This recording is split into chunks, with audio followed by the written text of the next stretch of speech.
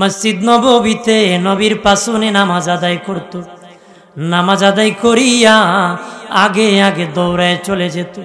সাহাবীরা বলল, ইয়া রাসূলুল্লাহ, ওই লোকটা সবার শেষে আসে, সবার আগে চলে যায়। নবীজি গো, ওই লোকটা কেন গো এই রকম করে আপনার কাছে আসে না গো? আমার দিনের নবী বলেন, বাবা সাহাবীরা চলো রে, আমার এই সাহাবীর বাড়িতে যাব রে, আমার ওই সাহাবীর বাড়িতে যাব।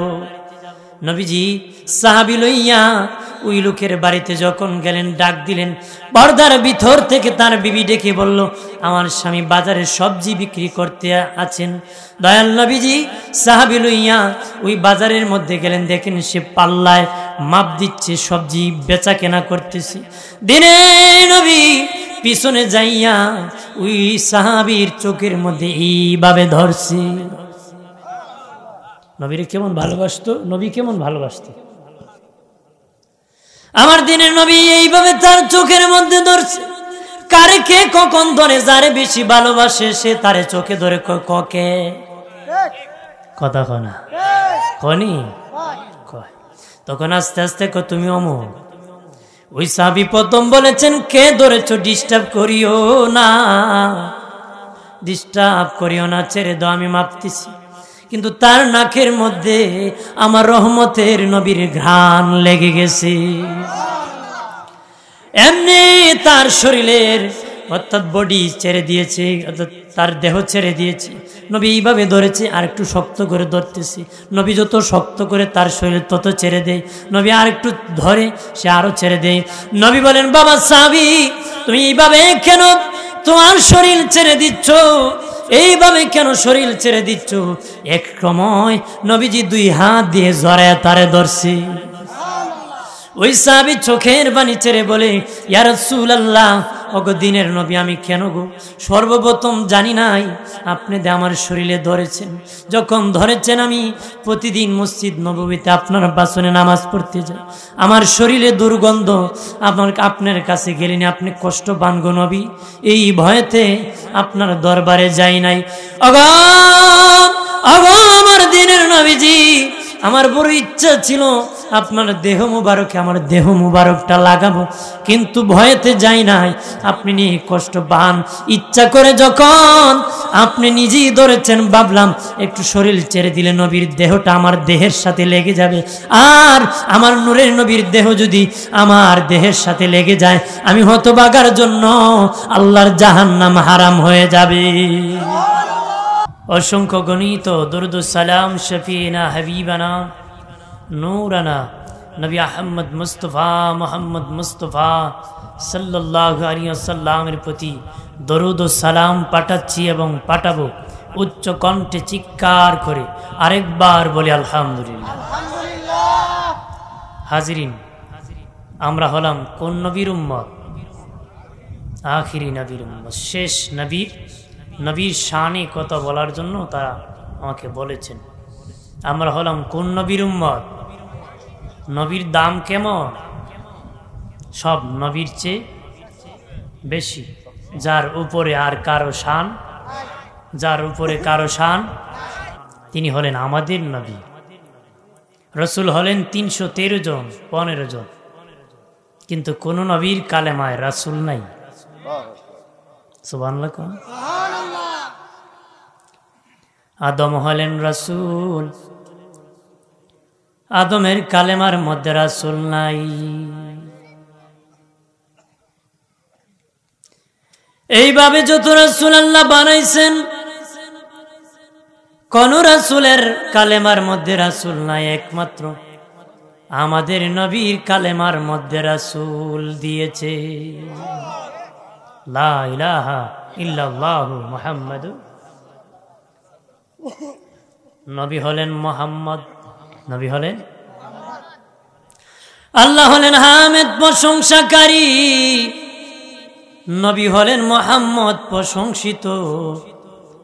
আল্লাহ প্রশংসা করে নবী, আল্লাহর প্রশংসায় নবী প্রশংসিত।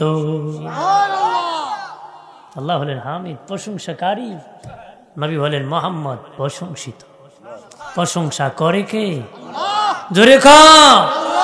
শুনে কে? মুমিন, ইমানদার। মানে কি? ইমানদার। মহব্বত করে কে? আল্লাহ বলেন বিল মুমিনিনা রাউফুর রহিম।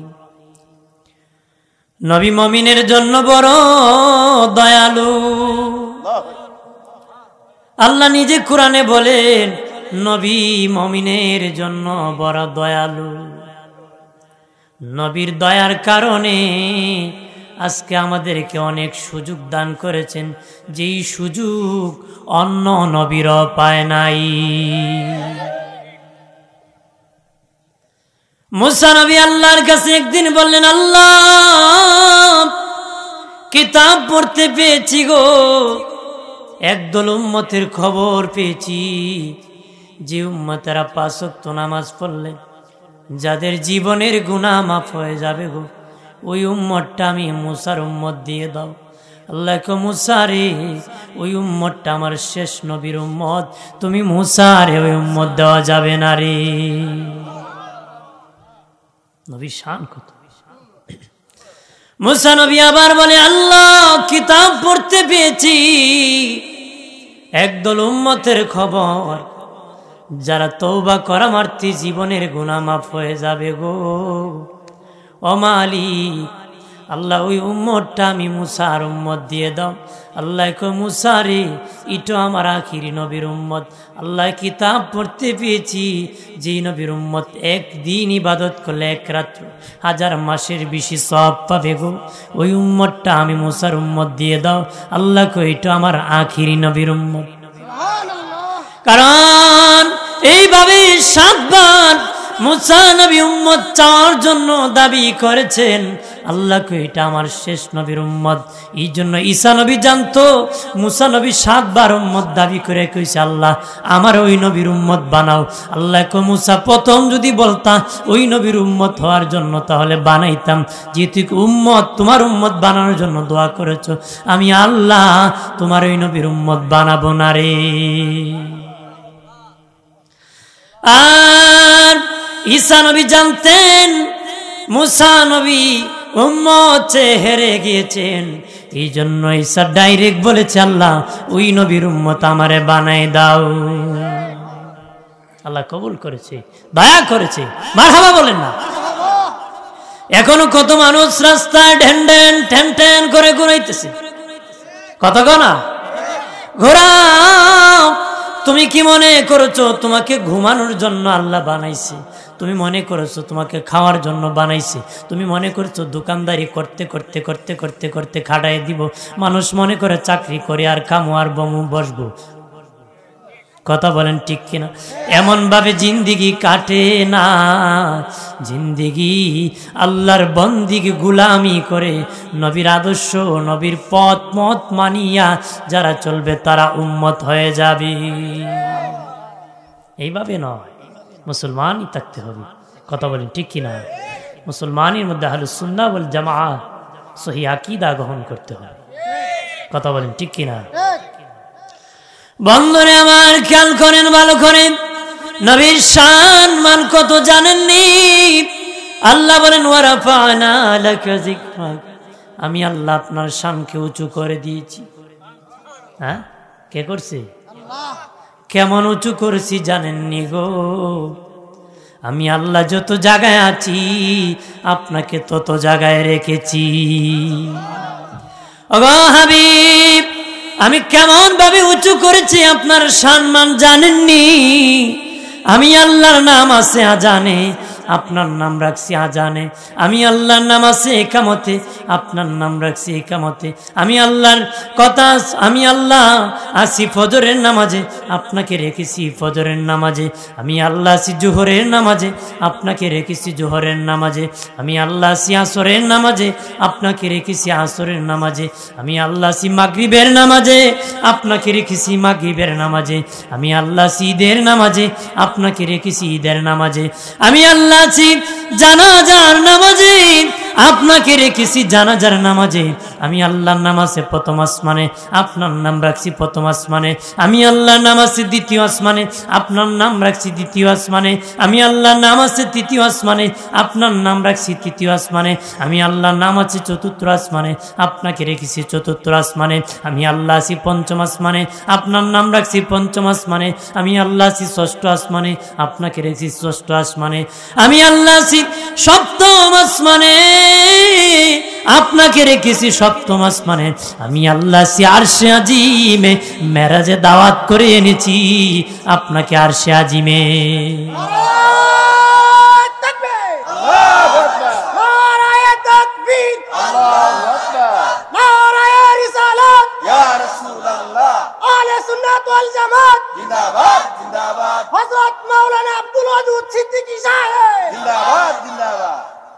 আল্লাহ ক আপনি, আমি যত জায়গায় আপনি তত জায়গায়। জোরে ক। আমার দেশে অনেক বন্ধুরা কয় লা ইলাহা ইল্লাল্লাহ মুহাম্মাদুর রাসূলুল্লাহ একসাথে রাখা যাবে না। আল্লাহ ক আমি যত জায়গায় আপনি তত জায়গায়। হুজুর যদি কয় এই হুজুরে রাখবেন না, মা দৌড়াবেন, হাড্ডি ভাঙা দরকার, দৌড় থাকবেন। এরকম প্রতারকের সাথে সঙ্গ লাভ করবেন না। আমাদেরকে তহমত দে আমরা নাকি বিদাতি। কি দে? এটা একটা কৌশল। এটা কি মানে আপনার একটা তহমত দিয়া, তহমত কখন দে জানেননি, যখন পারে না কোনো দিকে, কথা হয় কোনো দিকে যখন পারে না বেচারা বাড়িতে গালাগালি করে, কথা কয়। আর নাহলে দোকানে বসে কানাকানি করে, অমুকে কি হয়েছে, অমুকের বউ কোনাকুনি গেছে, কথা কয় না। তান্দেও তো বড় হয়েছেন, পুরি তো বাকছে, একটু তুইলা দিছে। এরকম একটা কৌশল করে আমরা বানাইছে বেদাত। কিরম কৌশল জানেননি? এটা গল্প কইলে আপনারা বুঝবেন বলে এরা কেমন কৌশল করছে। আর খেরে আমরা বেদাতি। এক দেশে এক চোরা আসিল, নাম আসিল কালো মিয়া। নাম কি?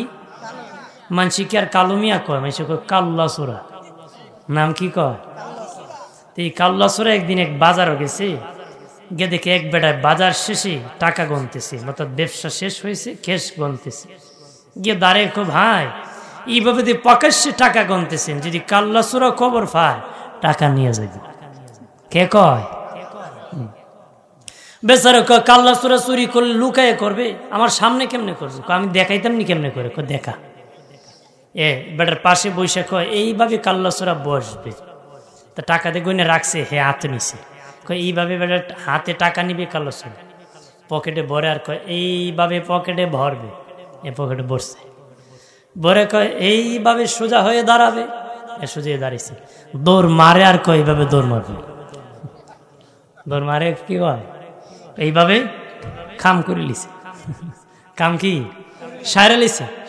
আমার ভাষা বুঝেননি, আমরা আবার সিলেটি মানুষ, মানে খৌকা ভাষা, মানে এরকম ভাষাও আছে। দেখা হবিগঞ্জে নাই, এটা আমাদের আরো শহর বিভাগে বেশি। যাই হোক, ব্যবসায়িক মালিক বুঝে ফেলছে যে কাম হয়ে গেছে, চেঁচামেচি শুরু করছে, কাল্লা ছোড়া টাকা লইয়া ঝাগা। মানুষ দৌড়াতে শুরু করছে, পিছনে দৌড়তেছে, দৌড়তে দৌড়তে বাজারে যখন মানুষের ভেড়ে কাল্লা ছোড়া পড়ে গেছে, দেখছে যে আর বাঁচতে পারবে না, তখন মানুষের ভেড়ে পড়ে কাল্লা ছোড়া নিজে কয় কাল্লা ছোড়া টাকা লইয়া ঝাগা। কে কয়? এবারে কেরে কয়? নিজের নাম নিজেই। বাজারের মানুষ যেন বুঝতে না পারে এ নিজেই কাল্লা ছোড়া, কথা কয়। এ বারবার কেন কয় কাল্লা ছোড়া টাকা লইয়া ঝাগা? বাজারের মানুষ যেন বুঝতে না পারে সে নিজেই কাল্লা ছোড়া। আমরা দেশের অরিজিনাল বেদাতিরা আমরা কয় বেদাতি, কেন কয় জানেন? মানুষ যেন বুঝতে না পারে এরাই বেদাতি। এটা হলো কাল্লা ছোড়ার কৌশল, কথা কন ঠিক কিনা? এই সুরে যেমন কৌশল করছিল চুরির থেকে বাঁচার জন্য, ভণ্ড বেদাতিরা বাঁচতে চায় আমাদের উপর তহমত দিয়ে। কথা বলেন, আমরা বেদাতি নয়, আমরা সুন্নি। কথা বলে বাংলারে আমার খেয়াল করেন, ভালো করে। ও দোস্ত বুজুর্গরা, জীবনভর নবীর কদমে থাকবা, কদম থেকে দূর হবা না রে। জীবন চলে গেল নবীর কদম ছাড়া যাবে না রে। যেমন সাহাবীরা ছাড়েন নাই, সাহাবীরা নবীর কদম ছাড়েন নাই। গ্রাম দেশ থেকে একটা বধূ, তার কৃষি কাজ করত, শরীরে দুর্গন্ধ করত গো। মসজিদ নববীতে নবীর পাশনে নামাজ আদায় করত। নামাজ আদায় করিয়া আগে আগে দৌড়ায় চলে যেত। সাহাবীরা বলল, ইয়া রাসূলুল্লাহ, ওই লোকটা সবার শেষে আসে, সবার আগে চলে যায়। নবীজি গো, ওই লোকটা কেন গো এই রকম করে আপনার কাছে আসে না গো? আমার দিনের নবী বলেন, বাবা সাহাবীরা চলো রে, আমার এই সাহাবীর বাড়িতে যাব রে, আমার ওই সাহাবীর বাড়িতে যাব। নবীজি সাহাবী লইয়া ওই লোকের বাড়িতে যখন গেলেন, ডাক দিলেন। পর্দার ভিতর থেকে তার বিবি ডেকে বলল, আমার স্বামী বাজারে সবজি বিক্রি করতে আছেন। দয়াল নবীজি সাহাবী লইয়া ওই বাজারের মধ্যে গেলেন, দেখেন সে পাল্লায় মাপ দিচ্ছে, সবজি বেচা কেনা করতেছে।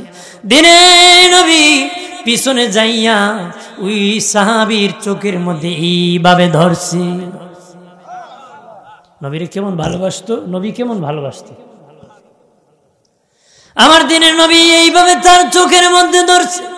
কারে কে কখন ধরে, যারে বেশি ভালোবাসে সে তারে চোখে ধরে ককে কথা কনা কনি কয়। তখন আস্তে আস্তে তুমি অমুক।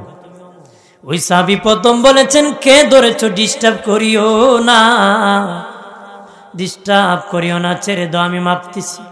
কিন্তু তার নাকের মধ্যে আমার রহমতের নবীর ঘ্রাণ লেগে গেছে। এমনি তার শরীরের অর্থাৎ বডি ছেড়ে দিয়েছে, অর্থাৎ তার দেহ ছেড়ে দিয়েছে। নবী এইভাবে ধরেছে, আর একটু শক্ত করে ধরতেছে। নবী যত শক্ত করে তার শরীর তত ছেড়ে দেয়। নবী আর একটু ধরে, সে আরো ছেড়ে দেয়। নবী বলেন, বাবা সাহাবী তুমি এইভাবে কেন তোমার শরীর ছেড়ে দিচ্ছ, এইভাবে কেন শরীর ছেড়ে দিচ্ছ? এক সময় নবীজি দুই হাত দিয়ে জড়ায় তারে ধরছে। ওই সাহাবী চোখের পানি ছেড়ে বলে, ইয়া রাসূলুল্লাহ, ওগো দিনের নবী, আমি কেন গো সর্বপ্রথম জানি নাই আপনি আমার শরীরে ধরেছেন। যখন ধরেছেন আমি প্রতিদিন মসজিদ নববীতে আপনার বাসনে নামাজ পড়তে যাই, আমার শরীরে দুর্গন্ধ, আপনার কাছে গেলেন আপনি কষ্ট পান গো নবী, এই ভয়েতে আপনার দরবারে যাই নাই। ওগো আমার দিনের নবীজি, আমার বড় ইচ্ছা ছিল আপনার দেহ মুবারকে আমার দেহ মুবারকটা লাগাবো, কিন্তু ভয়েতে যাই নাই, আপনি নিয়ে কষ্ট পান। ইচ্ছা করে যখন আপনি নিজেই ধরেছেন, ভাবলাম একটু শরীর ছেড়ে দিলে নবীর দেহটা আমার দেহের সাথে লেগে যাবে, আর আমার নূরের নবীর দেহ যদি আমার দেহের সাথে লেগে যায়, আমি হতভাগার জন্য আল্লাহর জাহান্নাম হারাম হয়ে যাবে, আমার জন্য জাহান্নাম হারাম হয়ে যাবে। সুবহানাল্লাহ বলে না। এমন নূরের বদন নবীজির জীবনে কোনোদিন মশা মাছি বসে নাই। যেই নবীর পেশাব মুবারক পাক, পায়খানা মুবারক পাক, তুতু মুবারক পাক, নবী পাকের যত বিষয় আদি রয়েছে সমস্ত বিষয় পাক পবিত্র, মেশকে আম্বরের চেয়ে সুঘ্রাণ। আমার বানের বাবাজি নবীর রক্ত মুবারক পান করেছে, তার জন্য জাহান্নাম হারাম হয়ে গেছে। নবীর প্রস্রাব মুবারক পান করেছে, তার জন্য জাহান্নাম হারাম হয়ে গেছে। নবীর তুতু মুবারক জিহ্বায় লাগাইছে, তার জন্য জাহান্নাম হারাম হয়ে গেছে। আল্লাহর নবী মাথায় হাত বুলাইয়া দোয়া করে দিয়েছে, সে যতদিন বেঁচে গেছে তার মাথার থেকে মেশকের ঘ্রাণ বের হয়েছে। এমনকি শুধু কি তার সন্তানের মাথার থেকে ঘ্রাণ বের হয়েছে, তার নাতির মাথার থেকে ঘ্রাণ বের হয়েছে, শ্বাসিরি পর্যন্ত মাথার থেকে মেশকের ঘ্রাণ বের হয়েছে। বন্ধুরে আমার, নবী শুধু নাম, নবীর মা যখন রাস্তা দিয়ে হেঁটে যেতেন গো, তার শরীর থেকে মেশকের ঘ্রাণ বের হইতো, মেশকের ঘ্রাণ বের হইতো, তুতুর থেকে মেশকের ঘ্রাণ বের হইতো, হাঁটিয়ে গেলে মেশকের ঘ্রাণ বের হইতো। খাজা আব্দে মুত্তালিব বলে, ও আমার বৌমা, তুমি কোন ঘ্রাণ লাগাও গো, এইরকম তোমার ঘ্রাণ বের হইতেছি, কোথার থেকে লাগাও? মামে বলেন, আমি লাগাই না, আমার পেটে রহমতের নবী আছে, ওই নবীর এই সুঘ্রাণ আমার পেট থেকে বের হয়। মামেরা বলেন, আমি যখন পানি আনতে কুয়ার মধ্যে যায়, কুয়ার পানি উঠতে উঠতে কুয়া ভরপুর হয়ে যায়, আর কুয়ার পানি থেকে আওয়াজ আসে, আমেনা কেন গো তুমি কষ্ট করে কুয়ার পাড়ে এসেছো, বাড়ি থেকে যদি বলতা আমরা পানি বাড়ি চলে যেতাম। আশেপাশে মহিলা আমেনা দাঁড়াও গো, তুমি চলে গেলে কুয়ার পানি নিচে চলে যায়, তুমি একটু মেহেরবানি করে দাও, আমরা কুয়ার পানি নিয়ে যাব। আরো জোরে কর, আরো আস্তে কোন বন্ধুরে আমার খেয়াল করেন ভালো করে প্রাণের বাবাজি, আল্লাহ নবীর মায়ের শরীর মুবারক থেকে মেশকের ঘ্রাণ বের হইতো, নবীর শরীর থেকে মেশকের ঘ্রাণ বের হইতো, আতর বানাতেন, নবীর ঘাম মুবারক সাহাবীরা আতর বানাতেন, নবীর তুতু মুবারক সাহাবীরা বোতল জাত করে রাখতেন, আতর বানাতেন, ঘ্রাণ লাগাতেন। নবীর সান্নিধ্যে যারা গিয়েছে তারা সবার জন্য জাহান্নাম হারাম হয়ে গেছে। নবীর সহবতে গিয়েছে, এটা ভালোবাসা দিয়েছে কে? নূর পাঠাইছে কে? আল্লাহ বলেন কাদ জাকুম মিনাল্লাহি নূর ওয়া কিতাবুম মুবিন। আল্লাহ বলেন কাদ অবশ্যই যা তিনি আসিয়াছেন কুম তোমাদের নিকটে, মিনাল্লাহ আল্লাহ হইতে, নূর নবী মুহাম্মদুর রাসূলুল্লাহ সাল্লাল্লাহু আলাইহি ওয়াসাল্লাম, ওয়া কিতাবুম মুবিন প্রকাশ্যে 30 পারা কালামুল্লাহ শরীফ। এই নূর দ্বারা অনেকে ইখতিলাফ করে, ওই নূর দ্বারা বলে কোরআনকে বোঝানো হয়েছে। ভাই সাহেব আপনার ঘরে যদি তাফসিরে জালালাইন শরীফ থেকে তাকে জগৎ বিখ্যাত হাফিজুল হাদিস আল্লামা ইমাম জালালউদ্দিন সুয়ুতী, যিনি বাদ সনদ সহ 2 লক্ষ হাদিস মুখস্থ জানতেন, তিনি হলেন হাফিজুল হাদিস। হাদিস মুখস্থ করা এক জিনিস, সনদ সহ যিনি সনদ সহ 2 লক্ষ হাদিস মুখস্থ জানতেন, ওই ইমাম জালালউদ্দিন সুয়ুতী বলেন ওই নূর দ্বারা কাকে বোঝানো হয়েছে? উনি বলেন হুয়ান নবী সাল্লাল্লাহু আলাইহি ওয়াসাল্লাম। উনি বলেন ওই নূর দ্বারা আমার দ্বীনের নবীর নূরকে বোঝানো হয়েছে। আরো জোরে কর বন্ধুরে আমার, খেয়াল করেন ভালো করিয়া, ও দুস্থ বুজুর্গরা, নবীকে কত ভালোবাসতো সাহাবীরা রে, কত ভালোবাসতো একজন সাহাবী, উস্কো কুস্কো চুল, লম্বা চুল দিয়ে মসজিদ নববীতে গো দাঁড়ায় বলে ইয়া রাসূলুল্লাহ, যখন পানির পিপাসা হয় গো, পানি খাইলে তৃষ্ণা মিটে যায়, খাবারের দরকার হলে খাবার খেলে খিদা মিটে যায়, অগদিনের নবী আপনাকে দেখার যখন ইচ্ছা হয় মসজিদ নববীতে আসলে তৃপ্তি মিটে যায়। আর নবীর নূরের চেহারার মধ্যে নূর চমকাতো। জোরে কর নবী এত নূরের নবী ছিলেন, নূর চমকাতো। আল্লাহু আকবার বলেন না। বাবাজি হযরতে আনাস নবীকে দাওয়াত করে তার বাড়িতে নিয়েছে। আনাসের মা নবীর দিকে একবার তাকায়, পূর্ণিমার চাঁদের দিকে আরেকবার তাকায়, নবীর নূরের চেহারার দিকে একবার তাকায়, পূর্ণিমার চাঁদের দিকে আরেকবার তাকায়। আনাস বলে মা একবার নবীর চেহারার দিকে তাকাও গো, আরেকবার নবীর চেহারার দিকে, আরেকবার পূর্ণিমার চাঁদের দিকে তাকাও, বারবার কেন গো 2 দিকে তুমি তাকাইতেছো? আনাসের মা বলেন রে বাবা আনাস, আল্লাহর কসম কে বলি বাবা আনাস, আমি বারবার পূর্ণিমার চাঁদের দিকে তাকাইছি আর তোর নূরের নবীর নূরের চেহারার দিকে তাকাইছি। আল্লাহর কসম কে বলি পূর্ণিমার চাঁদের মধ্যে কলঙ্কের দাগ আছে, আল্লাহর হাবিবের চেহারার মধ্যে কলঙ্কের দাগ নাই। আম্মা জান আয়েশা মা অন্য মহিলাদেরকে নিয়ে আলোচনা করেন। মা আয়েশা বলেন তোমাদের স্বামী যদি ঘরে আসে তোমরা প্রথম কি করো? মহিলারা কয় সর্বপ্রথম আমাদের ঘরের বাতিটা জ্বালায় দিই, সর্বপ্রথম আমাদের ঘরের বাতিটা জ্বালাই দিই। আম্মা জান আয়েশা মুস্কি মুস্কি হাসে। অন্য মহিলারা কয় আম্মা জান আপনি কেন গো হাসেন? মা আয়েশা কয় আমি উল্টা, তোমাদের স্বামী ঘরে আসলে বাতি জ্বালাও, আমি আয়েশার ঘরের বাতি নিভায় দেই। আমার দিনের নবী আমার হুজরা আসলে বাতি নিভায় দেই। আল্লাহু আকবার বলেন না।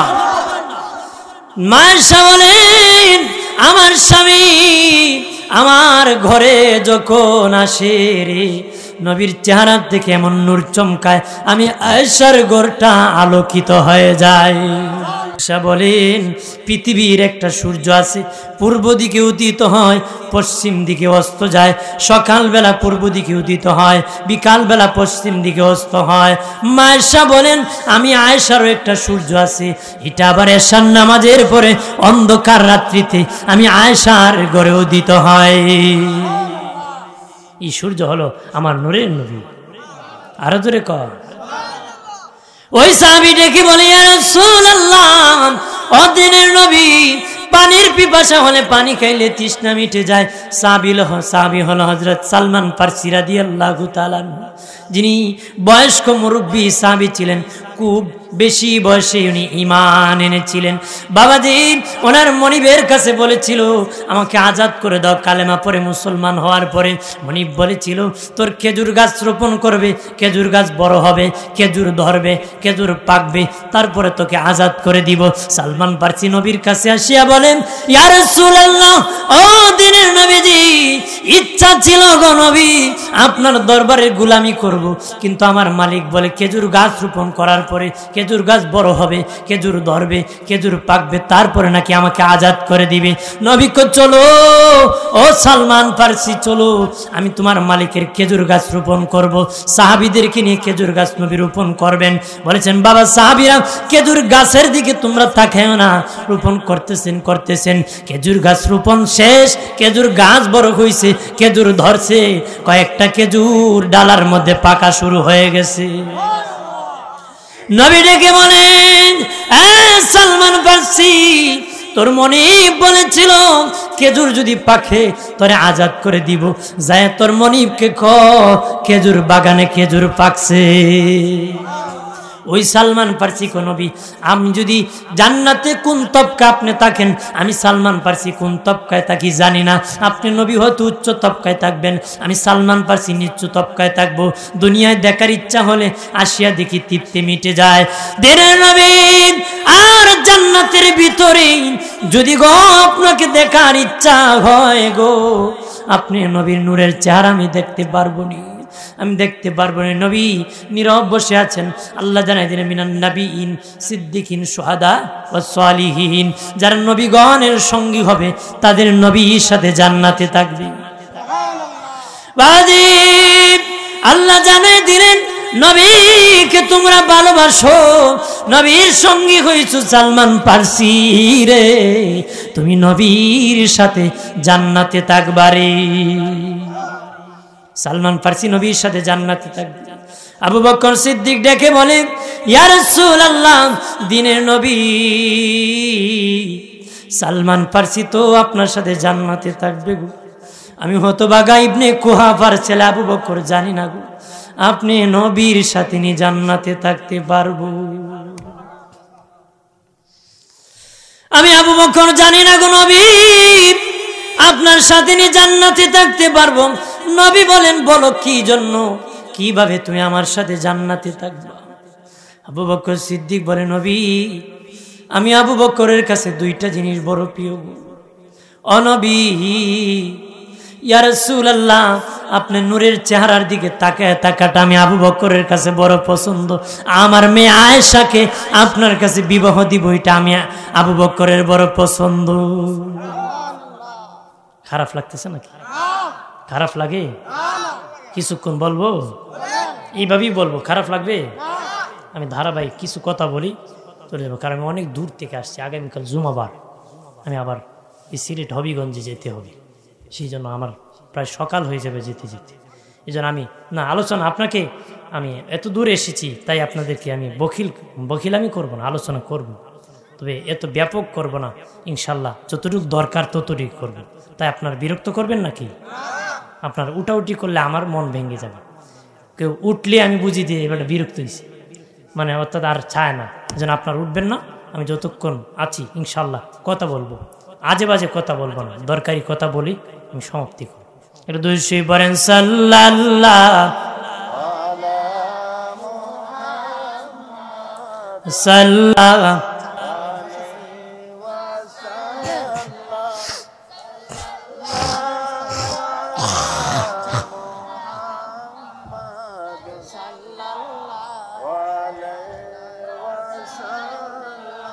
আমলনামায় দুরুদ শরীফ বেশি যার, বাবা হাসরের দিন সুপারিশ আগে তার সাল্লাল্লাহ, জবান খুলে সাল্লাল্লাহ সাল্লাল্লাহু আলা মুহাম্মদ সাল্লাল্লাহু। আবু বকর সিদ্দিক রাদিয়াল্লাহু তাআলা আনহু ডেকে বলে, ইয়া রাসূলুল্লাহ, অগদিনের নবী, হায়াতুন নবী, ও মায়ের নবী, আমি আবু বকর এই দুইটা জিনিস প্রিয় গো, এই দুই জিনিসের বিনিময় আমি আবু বকরকে আপনার সাথে জান্নাতে থাকতে পারবো নি। নবী বলেন, আমি কথা দিলাম আবু বকর, আমি নবীর সাথে তুমি আবু বকর জান্নাতে থাকবারে। আবু বকর সিদ্দিক হলো নবীর শ্বশুর। আবু বকর সিদ্দিক কার শ্বশুর? ওমর ফারুক নবীর শ্বশুর। নিয়ম হলো বাবাজি জামাই শ্বশুরের কদম মুচি করে, কিন্তু আবু বকর সিদ্দিক ওমর ফারুক সারা জীবন জামাইয়ের কদম মুচি করেছে। নিয়ম হলো জামাই শ্বশুরের কদম মুচি করবে, কিন্তু সারা জীবন শ্বশুর হইয়া জামাইয়ের কদম মুচি করছে। আরো জোরে কর, এর বুঝছেন তো নবীর শান কত? সুবহানাল্লাহ কেতেন না? হযরত ওমর ফারুক দাঁড়িয়ে গেছে, দাঁড়ায় বলে, ইয়া রাসূলুল্লাহ, ওগো মায়ার নবী, আবু বকর আপনার সাথে জান্নাতে থাকবে গো, আমি ওমর ফারুককে আপনার সাথে জান্নাতে থাকবো না। নবী বলেন, কিভাবে তুমি থাকবা বলো? ওমর ফারুক বলে, নবী, ন্যায় বিচারে চাবুক মারাটা আমি ওমর ফারুকের কাছে বড় পছন্দ, চিরা পাড়া কাপড় তালি দিয়ে পরা আমি আবু ওমরের কাছে বড় পছন্দ, চিরা পাড়া কাপড় তালি দিয়া পরা আমি ওমরের কাছে পছন্দ, আর ন্যায় বিচারে চাবুক মারাটা আমি ওমরের কাছে বড় পছন্দ। নবীজি গো, এই দুইটার বিনিময় আমি ওমর ফারুক আপনার সাথে জান্নাতে থাকতে পারবো নি। নবী বলেন, কথা দিলাম বাবা ওমর, আমার সাথে তুমি এই দুইটার বিনিময় জান্নাতে থাকবারে। উসমান গনি দাঁড়িয়ে গেছেন, দাঁড়িয়ে বলে, ইয়া রাসূলুল্লাহ, আবু বকর আপনার সাথে জান্নাতে থাকবে গো, ওমর ফারুক আপনার সাথে থাকবে, আমি উসমান গনি আপনার সাথে থাকতে পারবো না। নবী বলেন, কিভাবে তুমি থাকবা বলো? উসমান গনি বলে, নবী, মানুষকে মেহমানদারি করানো, দাওয়াত করে খাওয়ানোটা আমি উসমান গনির কাছে বড় পছন্দ, মানুষকে খাওয়ানোটা আমি উসমান গনির কাছে বড় পছন্দ গো নবী। ইয়া রাসূলুল্লাহ, আর কোরআন তেলাওয়াত করাটা আমি উসমান গনির কাছে বড় পছন্দ, কোরআন তেলাওয়াত করাটা আমি উসমান গনির কাছে বড় পছন্দ, আর মানুষকে মেহমানদারি করাটা আমি উসমান গনির কাছে বড় পছন্দ। এই দুইটার বিনিময় আমি উসমান গনিকে আপনার সাথে জান্নাতে থাকতে পারবো না। নবী বলেন, আমি কথা দিলাম ও উসমান গনি, এই দুইটার বিনিময় তুমি আমার সাথে জান্নাতে থাকবারে। হযরত আলীও দাঁড়িয়ে গেছেন, আলী রাদিয়াল্লাহু তাআলা আনহু দাঁড়িয়ে বলে, ইয়া রাসূলুল্লাহ, সালমান ফারসি থাকবেন, আবু বকর ওমর উসমান থাকবে, আমি আলী কি থাকতে পারবো নি? নবী বলেন, বলো আলী রে, কিভাবে তুমি আমার সাথে থাকবা? আলী বলেন, ইয়া রাসূলুল্লাহ, নবীজি গো, রোজা রেখে যুদ্ধ করাটা আমি আলীর কাছে বড় পছন্দ, রোজা রেখে যুদ্ধ করা আমি আলীর কাছে বড় পছন্দ, আর ঠান্ডা রজনীতে উজু বানাইয়া, ঠান্ডা পানিতে উজু বানাইয়া নামাজ পড়াটা আমি আলীর কাছে বড় পছন্দ। এই দুইটার বিনিময় আমি আলীকে আপনার সাথে জান্নাতে থাকতে পারবো নি। নবী বলেন, আলীরে কথা দিলাম, এই দুইটার বিনিময়ে তুমি আমার জান্নাতে আমার সাথে থাকবা। নবী বলেন, তোমাদের সকলের দুইটা জিনিস প্রিয়, জানো নি আমি রাসূলুল্লাহর দুইটা জিনিস বড় প্রিয় রে আমার বাবা সাহাবীরা, আমি রাসূলুল্লাহর দুইটা জিনিস বড় প্রিয়। এক নম্বর প্রিয়, বাবা সাহাবীরা, এক নম্বর প্রিয় কি জানো নি? কোন বেঈমান যখন আমি নবীর কাছে কালেমা পড়তে আসে, মুসলমান হয়, আমি নবীর কাছে বড় ভালো লাগে। কোন বেঈমান নাফরমান যখন আমি নবীর কাছে আসে তওবা করে কালেমা পড়ে মুসলমান হয়, আমার কাছে বড় ভালো লাগে। আর আমার উম্মত একজন আরেকজন আরেকজনের সাথে যখন দেখা হয়, যখন একজন আরেকজনকে সালাম করে, আমি রাসূলুল্লাহর কাছে দ্বিতীয় সেটা পছন্দ। কালেমা, কেউ যদি কালেমা পড়ে মুসলমান হয়, নবী কইটা আমার কাছে বড় পছন্দ। আর কেউ যদি কারোর সাথে দেখা হয়, আমার তো সালাম দিয়ে দেয়, নবী কই সেটা আমার পছন্দ। আমার নবীকে জীবনে কোনোদিন কেউ আগে সালাম দিতে পারে নাই। আমরা দেশে বড় হুজুর কেউ সালাম দিতে রাজি কতক্ষণ না। হুজুর আমি বললাম বড় হুজুর, ফেডের ঠেলা 3 মাইল যায়, তা আমার সালাম দিত না, তো কারে দিত? মসজিদের সভাপতি কয় ইমামে তো আমারই দিত, কতক্ষণ না। কারণ বেচারার চাকরি যদি তাকে আমার দ্বারাই থাকতো। সেক্রেটারি কয় সালাম তো দিলে আমারই দিতা তাই, কারণ বেতন নিলে তো আমার দ্বারই তাই নাইতা, কতক্ষণ না। সাংগঠনিক কয় আমার সাথে তাই ভালো ব্যবহার না করলে সংগঠন উল্টাই দিব, কতক্ষণ না। বাবাদিন এমন হব না, হুজুর হলো আগে যা সালাম দেওয়ার চেষ্টা করতে হবে। যে মুমিন, সকল মুমিন হিসাবে আগে সালাম দেওয়ার চেষ্টা করতে হবে, চেষ্টা করতে হবে। তো নবীকে আগে সালাম দিতে পারে না। অর্থাৎ আবু বকর জীবনে আলীকে আগে সালাম করতে পারে নাই। একদিন রাস্তা দিয়ে হাঁটতেছেন, হযরত আলী সালাম করে না, হযরত আলী সালাম করে নাই। আবু বকর কয় আমি তো, আবু বকর নিজেই তখন সালাম করেছেন নবীর কাছে, নবী আমি কতদিন চেষ্টা করেছি আলীকে আগে সালাম দিব, করতে পারিনি, কিন্তু আজকে আগে আলী আমাকে সালাম করে নাই, আমার প্রতি কি রাগ করছে নাকি? নবীজি আলীকে ডাকলেন, হে আলী, তুমি আমার আবু বকরকে সালাম করো নাই বলে অন্যদিন নাকি আগে করেছো? হযরত আলী বলেন, ইয়া রাসূলুল্লাহ, গত রাত্রে স্বপ্নে আমি জান্নাত দেখেছি, জান্নাতের ভিতরে একটা কুরসি দেখেছি গো নবী। আমি জিজ্ঞাসা করলাম এই কুরসি থেকে বসবে? ফেরেশতা বলেছে যে আগে সালাম দিবে সে কুরসির মালিক হয়ে যাবে। আমি দেখলাম এই কুরসিতে আমি আলীকে মানায় না, আবু বকর ভাইকে মানায়, এই জন্য আমি আগে সালাম দেই নাই, আমার ভাইকে সালাম দিতে সুযোগ করেছি, ওই কুরসির মালিক আমি বানায় দিছি। এরকম মায়া ছিল একজন আরেকজনের, ভালোবাসা ছিল। মারহাবা বলুন। আম্মা জান আয়েশা সিদ্দিকা বলেন, আমি আমার স্বামীকে জীবনে কোনোদিন আগে সালাম করতে পারি নাই। একদিন আমি আয়েশা দরজার মধ্যে বস্তা মুড়ায় মুড়ায় দাঁড়াইছি, আগে সালাম দিব। অন্যদিন নবী কাছাকাছি আসিয়া সালাম দেয়, এই দিন নবী আরো দূর থেকে সালাম দিয়েছে। আমি বললাম, ইয়া রাসূলুল্লাহ, চেষ্টা করেছিলাম আগে সালাম দিব।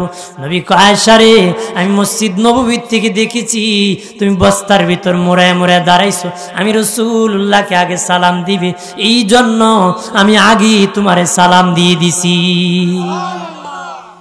আগে কি করছি? এই জন্য স্বামী বিবিকে আগে সালাম দেওয়া কি সুন্নত, রাসূলুল্লাহর সুন্নত।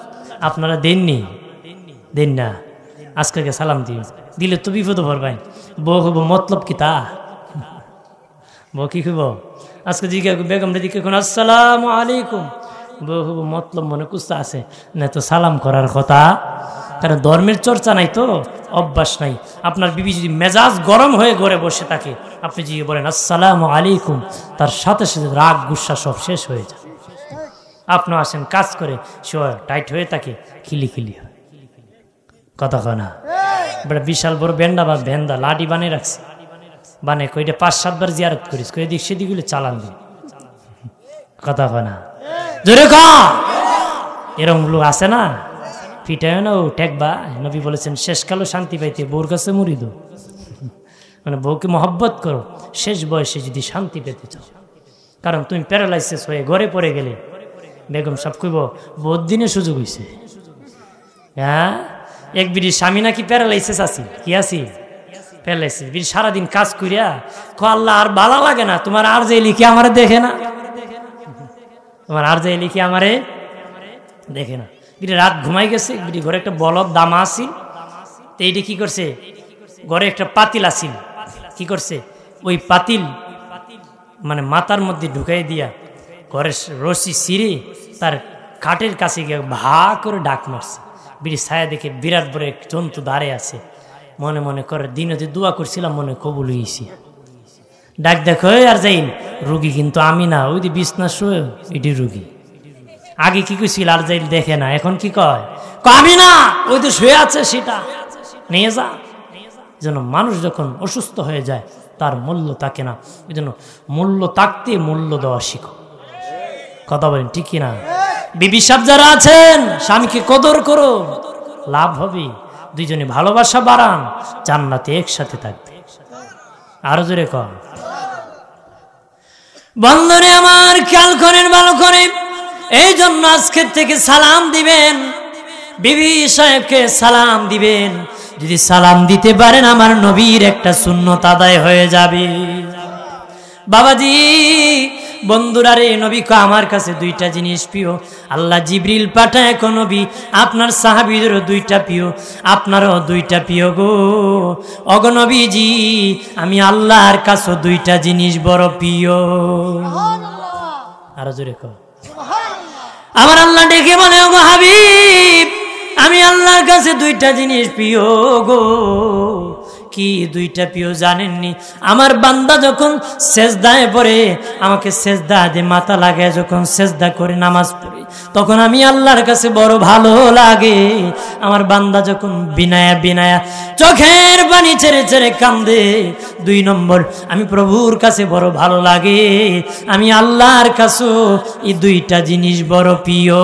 যারা আমার এমন প্রিয় হবে তাদেরকে তোরা সকলের একসাথে আমি জান্নাতে রাখবো রে। তাহলে আমরা এই নবীর এই কোয়ালিটির উম্মত হতে হবে। নবীর শান কত, নবী যতক্ষণ জান্নাতে ঢুকবে না কোনো নবী জান্নাতে যেতে পারবে না। আমার উম্মত নবীর উম্মত আবু বকর সিদ্দিক ওমর ফারুক যতক্ষণ কবর থেকে উঠবে না কোনো উম্মত উঠতে পারবে। আমার বানের বাবাজি খেয়াল করেন ভালো করেন, এই মস্ত বুজুর্গরা নবীর শান মান কত জানেননি? আদম থেকে ঈসা পর্যন্ত আমার নবীরা আলোচনা করেছে, প্রশংসা করেছে, স্বাগত জানাইছে। আমার নবী যখন এসেছে সর্বপ্রথম আল্লাহ আমার নবীকে বানাইছে, সর্বশেষ আমার নবীকে পাঠাইছে। আমের আটি যখন রোপণ করা হয় এটার থেকে বৃক্ষের জন্ম হয়, আম গাছের জন্ম হয়, ওই আম গাছ থেকে রোপণকৃত আম আবার প্রকাশ হয়। ঠিক আমার নবী থেকে আদম নবী সৃষ্টি হয়েছে, আর আদম থেকে আমার নবী আবার প্রকাশ পাইছে। আদম থেকে আমার নবী, আমার নবীর থেকে আদম হয়েছে, আর আদম থেকে আবার আমার নবী প্রকাশ পেয়েছে। মূলে কে? যেরকম মূলে কে? মূলে আমাদের নবী। মূলে কি? আল্লাহ তো মালিক। আল্লাহ কি মালিক? সৃষ্টির মূলে কে? আমাদের নবী। যেরকম সুবহানাল্লাহ।